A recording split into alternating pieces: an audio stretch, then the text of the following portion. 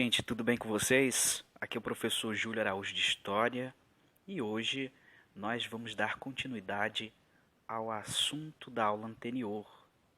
Na aula anterior nós havíamos iniciado aí este capítulo 4 que vem falando sobre o período do renascimento cultural e artístico e as reformas que aconteceram nesse período. É isso mesmo. Nessa aula nós vamos ver um pouquinho das características do renascimento cultural. O que o período do renascimento representou, tá bom? Então vamos lá? Para a gente poder entender o período do renascimento, a gente também tem que entender as principais características desse período. Uma das características do período do renascimento foi o antropocentrismo, ou seja, o homem como centro do universo, como centro de tudo. Pessoal, entenda uma coisa. Na Idade Média, no período da Idade Média, nesse período do século V até o século XIV, a sociedade era teocêntrica, ou seja, a sociedade era muito ligada às questões religiosas, às questões espirituais. Só que a partir do século XVI, a sociedade vai ter uma mentalidade diferente, porque o homem vai começar a ser mais valorizado. As coisas espirituais e divinas vão ficar um pouco de escanteio, vão ficar um pouco de lado. Então, no período do Renascimento, o homem é o centro de tudo, tá bom? O conceito religioso fica um pouco deixado de lado, tá bom? Outra característica do Renascimento foi o conceito do classicismo. Ou seja, professor, o que isso significa?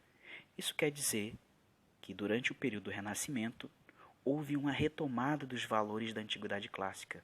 Ou seja, houve um resgate da cultura grega e da cultura romana. De que forma?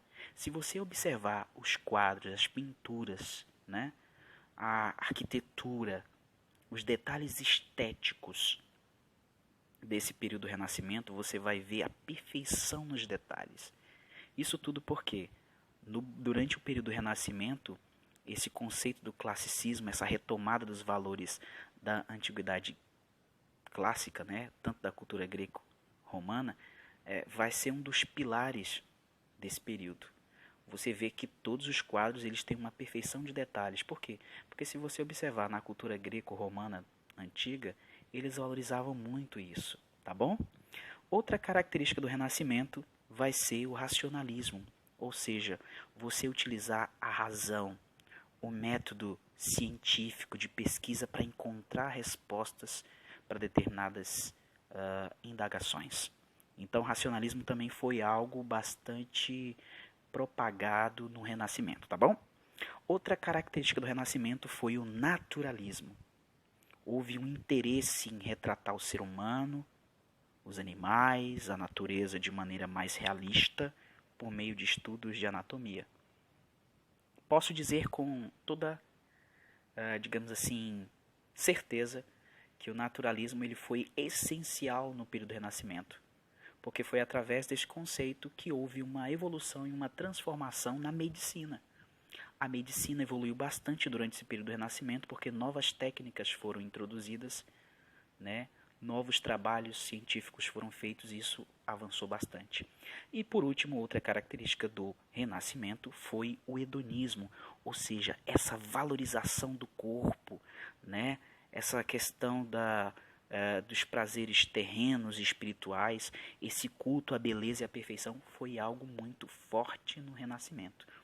Como eu falei anteriormente, os detalhes estéticos das esculturas e das pinturas era algo que de fato foi muito forte. Ou seja, durante o período do Renascimento, o eu, o ser humano, foi colocado como o pilar desse período.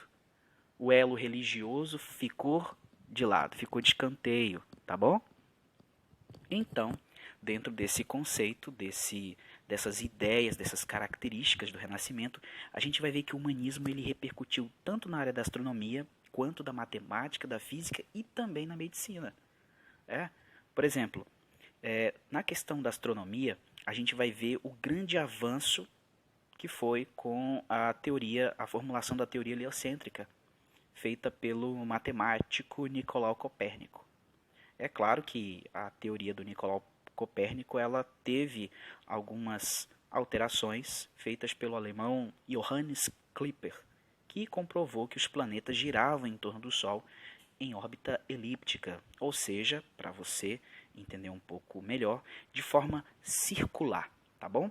Esse conceito elíptico quer dizer de forma circular, praticamente meio de forma circular. O alquimista e médico Paracelso também foi alguém, né? Foi um dos grandes destaques desse período porque ele foi o primeiro cara a elaborar o primeiro manual de cirurgia descrevendo o papel da química na medicina. Isso aí, meu amigo, foi uma mudança total. É, mudança total. Tá, mas não foi somente na questão cultural e artística que as coisas mudaram. As questões espirituais e religiosas também sofreram muita mudança. Para você ter uma ideia, nesse período da Baixa Idade Média, a Igreja Católica começou a sofrer muitas críticas. Começou a ser criticada de todos os lados. Por quê, professor? Por que a Igreja Católica estava sofrendo tanta crítica por parte da sociedade daquela época? Primeira, venda dos cargos eclesiásticos. Muitos acusavam a igreja de vender cargos para ganhar dinheiro, ou seja, muitos diziam que a igreja era muito interesseira, vendia cargos para ter status, e isso era considerado pecado. Outra coisa, que a igreja também estava sofrendo muita crítica, por causa do despreparo dos clérigos para a vida religiosa. Muitos diziam que muitas pessoas que eram da igreja não davam o exemplo necessário. Por isso que muitos começavam a criticar a igreja, porque diziam que muitas pessoas da igreja que estavam ali não davam um exemplo a ser seguido. Por isso que eles começaram a criticar. Terceira crítica que a igreja sofreu, por causa da vida luxuosa que eles tinham. Para você ter uma ideia, quase todos os membros do clero da igreja tinham privilégios. Por quê? Porque tinham grana, tinham dinheiro. A igreja era muito rica. Para você ter uma ideia, quase todas as terras em determinadas regiões e reinos na Europa pertenciam à Igreja Católica, ou seja, a igreja era muito rica. Sempre foi muito rica por causa das terras e das possessões que tinha. Então, muitos criticavam a igreja dizendo que a igreja queria mais era viver no luxo e na riqueza do que ajudar os pobres. Isso aí foi pesado, tá bom? Então, nesse mesmo período, ocorreram movimentos considerados heréticos que misturavam crítica religiosa e social. A igreja começou a dizer que muitos movimentos que criticavam a Igreja Católica eram heréticas, ou seja, estavam falando bobeira, falando mentira, coisa que não era de Deus. Para você ter uma ideia, nos séculos 14 e 15, muitos intelectuais como John Wycliffe e John Hus, eles começaram a criticar a Igreja Católica por causa das suas doutrinas. Para você ter uma ideia, o John Wycliffe e o John Hus, eles foram considerados os primeiros precursores da Reforma Protestante.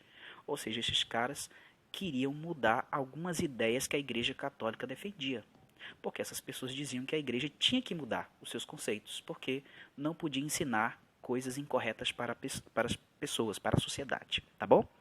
Então, a gente vai perceber que essa transformação das monarquias nacionais, esse fortalecimento, né, esse movimento renascentista e o próprio fortalecimento da burguesia ajudou a enfraquecer o poder do Papa, né, e isso fez com que muitas críticas à Igreja começasse a ter com o passar dos anos, tá bom? Dentre essas doutrinas protestantes que surgiram durante o período do Renascimento, a gente tem aqui o luteranismo, tá? As ideias do Martinho Lutero. Martinho Lutero era um monge da Igreja Católica, ele era um monge alemão da Igreja Católica, e ele começou a criticar a Igreja de forma muito pesada, porque ele dizia que a Igreja vendia indulgências, ou seja, a Igreja vendia perdão. Tá, professor, o que é isso? Ou seja, Martinho Lutero, ele criticava a igreja porque a igreja vendia documentos oferecendo salvação e vida eterna para as pessoas que haviam morrido ou para aquelas pessoas que estavam vivas. Ou seja, se você tem algum parente seu morto, então compre essa carta que esse parente seu morto vai ter vida eterna, vai ter salvação. E se você também quer ter salvação, compre este documento que você vai ter vida eterna quando você morrer, entendeu? Então a Igreja Católica começou a sofrer muita crítica por causa do Martinho Lutero, porque ele criticava isso aí. E claro, não era só Martinho Lutero, mas outras pessoas criticavam a Igreja por causa disso também, tá bom? Enfim, o Lutero ele começou a se revoltar tanto contra a venda de indulgências por parte da Igreja Católica, que ele chegou a publicar 95 teses, 95 ideias criticando a Igreja. Por causa disso, a Igreja o expulsou, né? Ele foi expulso da Igreja Católica. Na verdade, o Lutero ele não queria fundar uma nova igreja, ele só queria fazer com que a Igreja Católica mudasse de ideia, mudasse seus conceitos e se voltasse para a Bíblia. Mas como isso não aconteceu, infelizmente, ele foi expulso, foi excomungado. Dentre as ideias que o Lutero defendia, ele defendia que a salvação era unicamente pela fé, que só Jesus Cristo poderia salvar as pessoas. Ele dizia que todo mundo também tinha livre interpretação da Bíblia, ou seja, todos poderiam ter acesso à Bíblia. Não lideranças da igreja, mas que todo mundo poderia ter uma Bíblia e poderia ler e interpretá-la do jeito correto, tá bom? Outras ideias que surgiram nesse período foi o calvinismo, tá? O teólogo francês João Calvino foi também um outro cara que também revolucionou a reforma protestante. O João Calvino ele elaborou uma teologia que justificava a situação da burguesia e a atuação da burguesia, associando a prosperidade econômica à salvação, ou seja, o João Calvino ele dizia que o trabalho dignificava o homem, ou seja, de que Deus se agradava de pessoas que trabalhavam. Ou seja, a burguesia daquela época começou a se interessar muito pelas ideias do João Calvino, porque diziam o seguinte: poxa, se Deus gosta das pessoas que realmente trabalham, então isso vai trazer o quê? Crescimento para o comércio. Se vai trazer crescimento para o comércio, vai trazer o quê? Lucro. Consequentemente, vai trazer lucro. Então, obviamente, muitos burgueses acabaram achando essa ideia, esse conceito, essa ideologia muito interessante. E não foi à toa que foi uma ideia que cresceu bastante, né? Foi uma doutrina que cresceu bastante ali na Europa Ocidental também, tá bom? Outros pontos que o Calvino defendia era a salvação pela fé, assim como como o Martinho Lutero também defendia. Outro conceito também que o João Calvino defendia era a valorização do trabalho, do lucro e do acúmulo de riquezas. Isso aí foi algo bastante difundido também, tá bom? Outra ideia, outra doutrina que também surgiu nesse período foi a doutrina anglicana, tá? Quem criou essa doutrina foi o rei inglês Henrique VIII. Para você ter uma ideia, o rei Henrique VIII ele queria ele queria se divorciar da sua mulher, da sua esposa. Como a Igreja Católica não permitiu que ele se divorciasse, ele se divorciou a si mesmo, se casou com outra mulher e acabou expulsando a Igreja Católica da Inglaterra. E aí fundou uma nova igreja chamada Igreja Anglicana. Ou seja, ele criou uma nova igreja, rejeitou a figura do Papa e estabeleceu a figura do rei como novo chefe da igreja na Inglaterra.